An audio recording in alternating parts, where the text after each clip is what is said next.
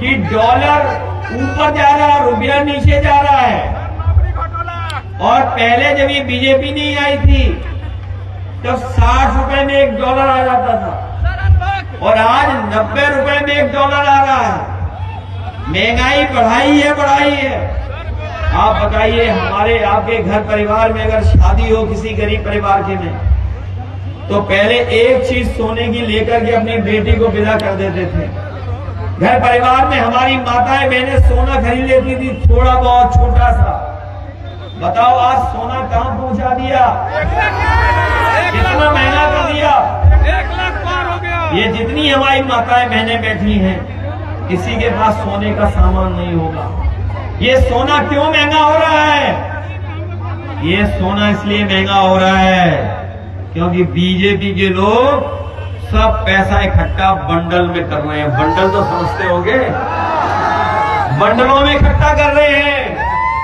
जब पैसा बंडलों में खत्म हो गया तो अब सोने में इकट्ठा कर रहे हैं, इसीलिए सोना महंगा हो गया। बताओ सोना कहां पहुंचा दिया इन्होंने?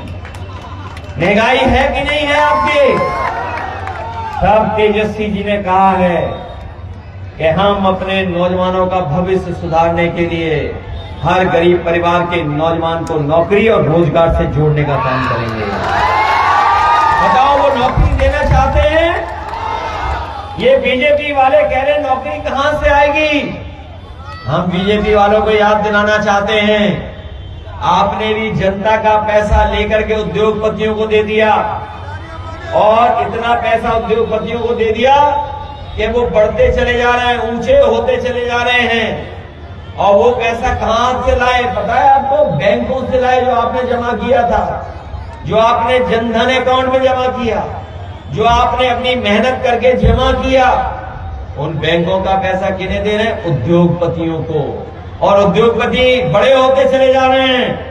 तो अगर बैंक का पैसा लेकर के आप उद्योगपतियों को बढ़ा सकते हो तो तेजस्वी जी की सरकार आएगी तो बिहार का पैसा बिहार में रहेगा और बिहार का पैसा हम नौजवानों को नौकरी और रोजगार में जोड़ने का।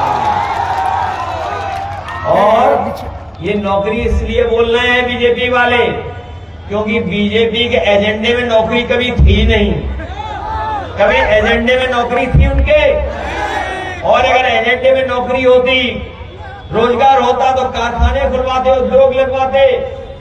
10 साल में कोई उद्योग नहीं लगवाया और कह रहे हैं कि हम उद्योग लगाएंगे बिहार में। ये जो दिल्ली वाले आ रहे हैं, दिल्ली वाले, इन्होंने यूपी में भी नहीं लगवाया कोई कारखाना, नहीं लगवाया कारखाना। और इसलिए नहीं लगा रहे हैं क्योंकि यहाँ के लोग मजदूरी करने कैसे जाएंगे अगर यहीं रुक जाएंगे तो? अगर यहीं रुक जाएंगे, यहीं रोजगार मिल जाएगा, यहीं नौकरी मिल जाएगी तो घर परिवार के साथ रहेंगे। तो इनके कारखाने को चलाने वाले लोग नहीं मिलेंगे यूपी बिहार के। इसलिए ना यूपी में कारखाना लगा रहे हैं, ना बिहार में कारखाना लगा रहे हैं। हमें आपको दूसरी बातों में उलझा रहे हैं। और जो अपने राज्य हैं इनके, वहां पे बड़े बड़े कारखाने लग रहे हैं। ये नौजवान जानते होंगे, गूगल, मेटा और तमाम बड़ी बड़ी कंपनियां न यूपी में आ रही ना बिहार में आ रही हैं। ये लोग अपने मित्रों के प्रदेशों में भेज करके हमारे नौजवानों को बेरोजगार बना रहे हैं। तेजस्वी आएंगे तो बिहार में वो कारखाने लगेंगे जिससे बिहार के लोगों को बिहार में नौकरी मिल जाए। और इस बार नौजवानों का पलायन नहीं होगा, बिहार से बीजेपी का पलायन होने जा रहा है। पलायन कराओगे? और इस बार तो प्रभु राम जी ने आशीर्वाद समाजवादियों को दिया है। प्रभु राम जी ने आशीर्वाद किसे दिया? समाजवादियों को दिया। और जिस जगह से इन्होंने सांप्रदायिक राजनीति पूरे देश में फैलाई थी, जहां से उन्होंने हिंदू मुस्लिम के बीच में खाई पैदा की थी, वहीं पर प्रभु श्री राम ने आशीर्वाद एक हमारे इन्हीं के समाज के समाजवादी प्रत्याशी को लोकसभा में भेजने का काम किया। प्रभु राम जी ने आशीर्वाद दिया तभी पहुंचे। तो जब हम लोग